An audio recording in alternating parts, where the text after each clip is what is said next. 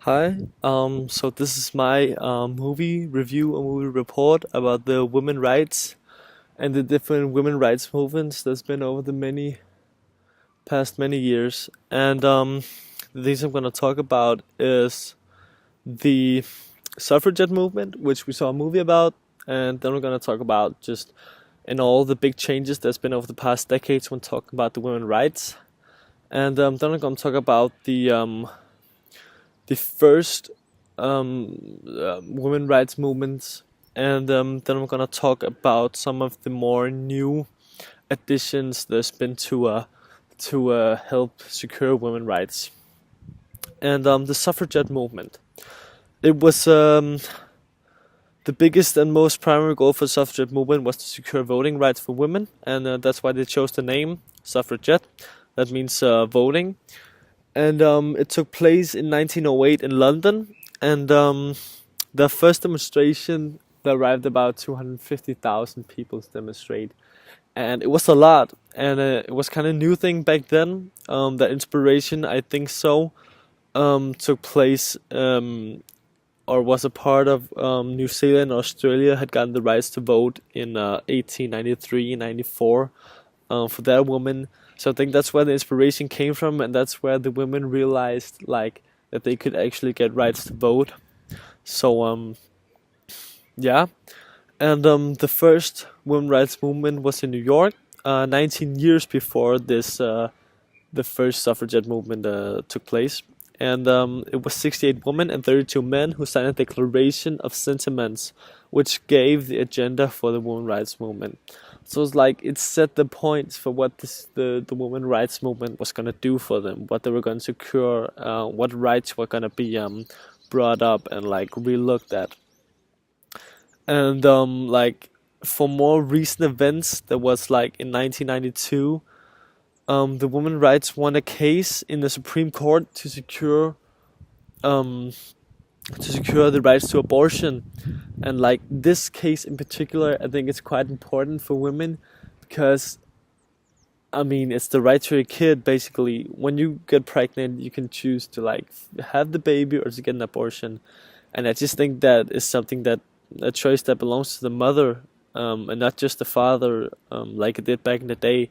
And I think that the women getting these rights through to them, like giving them the right to choose, I think that really means a lot to them because like it shows that there's progress, and all the women who's been fighting for this is finally paid off. Of course, this was not the first right to go through, but I think this is one of the more significant, in my opinion. And I think that it just showed that there's actually been a change, and women have gotten more power or more rights in the society. And also in 2013, they won another case allowing women to join the military.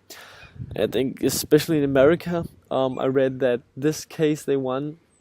Not only did it like secure the rights for the women to join the military, which also gave them like free jobs. It gave them almost 250,000 jobs, which is a lot. And it's a lot of women who can make a lot of money again, like get a job like they couldn't before. This is a whole new market they're opening for women. Of course, the military, they made sure of that they would be treated the same way, men and women. And I think like that's what they want, and that's what they need. They need to feel like the women. They need to feel like they're being treated the same way as men. Like there's not been any segregation. Like they're just two people of different sex with the same rights. And I think that's great that this law got through. And I think again that really shows progress. But one of the things that scares me the most is that if you look at these two like rights for the women that's gone through, it was in 2013 and 1992, and I just can't believe that the suffragette movement was in 1908 with that first demonstration, and it's been that long a time to secure the women the rights for abortion, the rights to join the military. I mean, it took too long, and the women fighting for it back then, they sacrificed a lot for further generations to being able to work or to secure the rights to abortion or just to have more rights in society and vote, to get a vote in society and have a saying.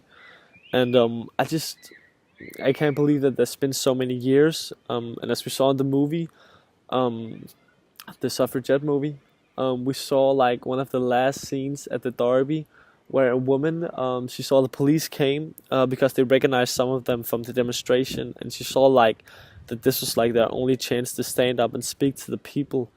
So what she did was she chose to jump in front of one of the horses and killed herself, like in protest to like objection to what they were doing and wanting to open people's eyes up to the problem there was.